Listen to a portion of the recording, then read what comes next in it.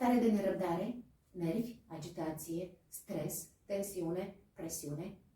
Îți voi arăta un mic exercițiu, un exercițiu simplu în care corpul lucrează singur, eliminând tensiunea, eliminând toate energiile reziduale, care pot proveni poate dintr-o zi agitată, din gândurile tale negative, din stres.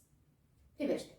Prima dată ridică un picior până când doar degetele sunt în contact cu podeaua.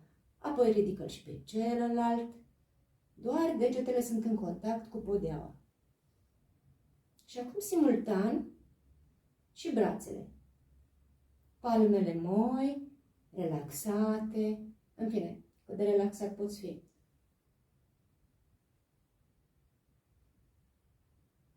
Un picior, apoi celălalt. Observă că încetul cu încetul, progresiv, corpul preia mișcarea și picioarele și mâinile par să se miște de la sine.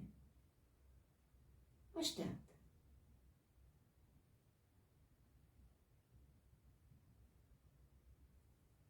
Rămâi curios, curioasă și observ cum corpul tău se mișcă singur și pe măsură ce tensiunea psihică, acea energie care te agită, este eliminată, pe măsură ce echilibru este stabilizat în minte, în corp,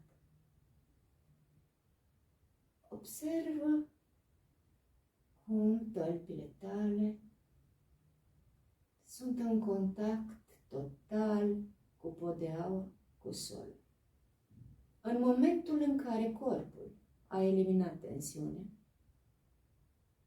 picioarele se opresc de la sine, la fel și mâinile.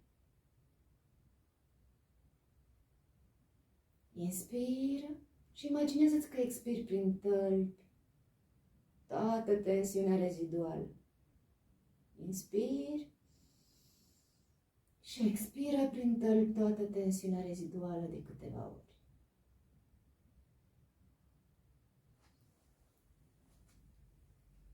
Spune-mi, scrie și spune-mi cum te-ai simțit și cât de util găsești că este acest exercițiu.